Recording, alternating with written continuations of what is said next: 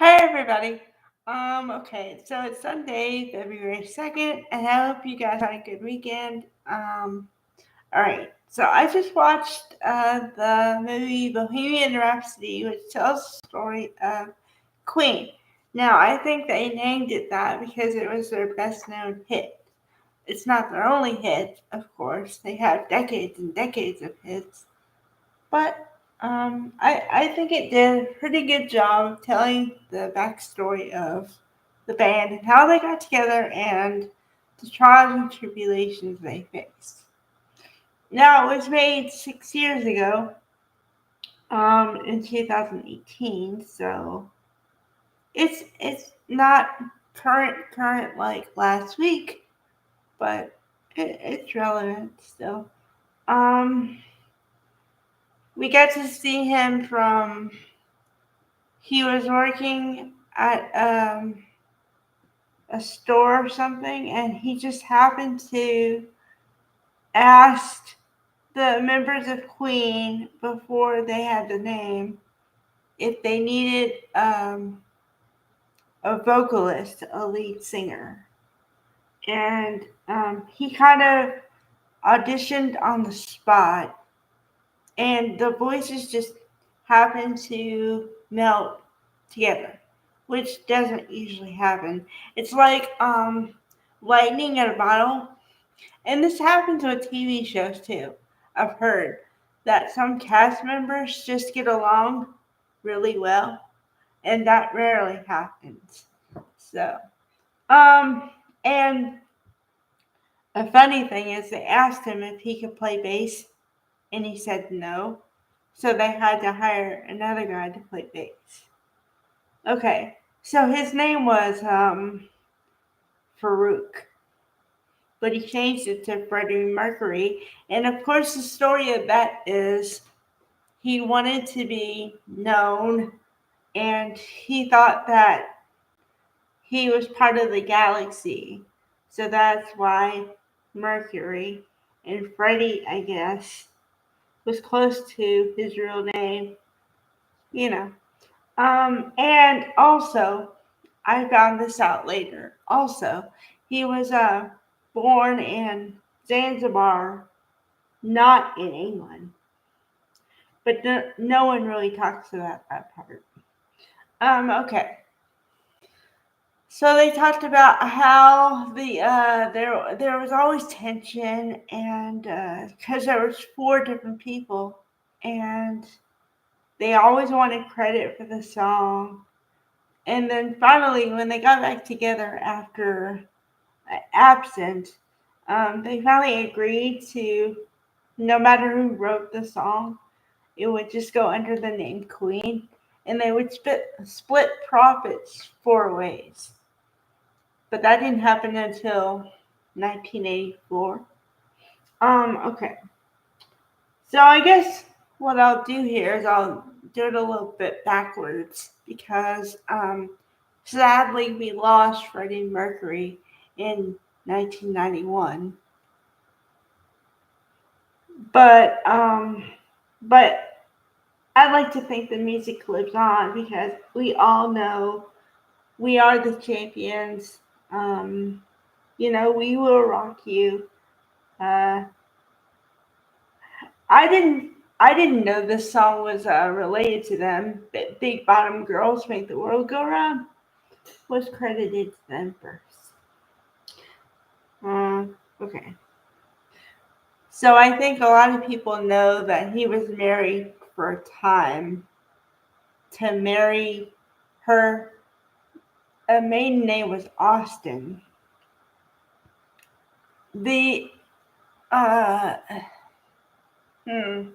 Well, I was gonna say the interesting thing, but I think the important thing is that they remain lifelong friends because he said that we may not have the romantic relationship anymore, but we have something better than that. We believe in each other. And I do believe they believed in each other for both of their goals. At the end of the day, they each wanted each other to be happy and, you know, all that. So Um, yeah, and like I said, for me, it was kind of interesting because I did learn a couple things that I didn't know. There was a guy, well, I'm sure several guys, but one guy in particular that worked for EMI Records, and he turned down the Bohemian Rhapsody, and he said that no way anybody would play a song that was longer than 3 minutes because when they wrote it, the standard was 3 minutes or slightly over 3 minutes, but Bohemian Rhapsody was over 6 minutes. So they said, there's no way nobody's going to play it. Nobody's going to even understand it because it's a bunch of nonsense words. And no one likes opera. Well, of course, that was the song that took him from known to well known. And then and then also I find this part funny because when they performed at Live Aid, if you're supposed to believe the story that they portrayed in the movie, they were the last on the bill for Live Aid.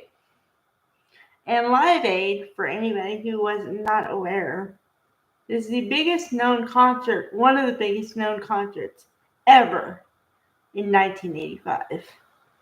And the reason why it's important is twofold.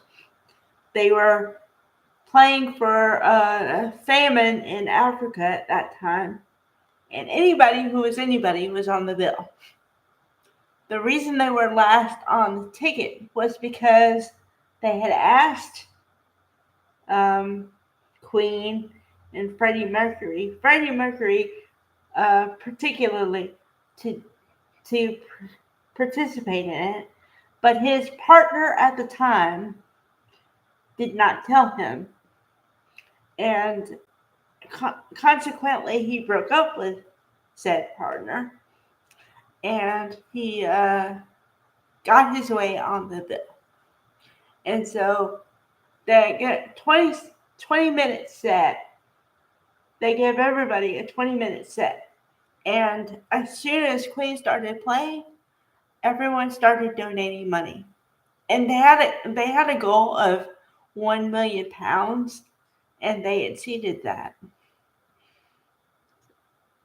Oh, and then the interesting part was that the guy who said there was no way happened to be watching television at the same time when Freddie Mercury and Queen were on the stage and everybody was singing back. And you see the reaction of the guy who said no and rejected him. So, yeah, kind of eating your humble pie there. And also, they re-released Bohemian Rhapsody 16 years after its initial release, and it still made great numbers. It was in the little bio at the end of the movie. They give you like where are they now kind of a thing. That was interesting. I didn't know that. I didn't know that they had re-released it in 1991. I knew they released it again for Wayne's World. You know, I think everybody knows that that song was in that movie. But other than that, I didn't know about the second release. Let's see. Well, I mean, this shouldn't be the headline, and I hope it's not. But Freddie Mercury was gay, and he died from age-related complications. So, but I hope he's remembered for way more than that because he deserves it, and the rest of the band. They had a conversation in the movie right before he told the band what was going on, And he said, we're all legends. And I believe that. I really believe that. All right, I hope that helps give you a little history of the band Queen.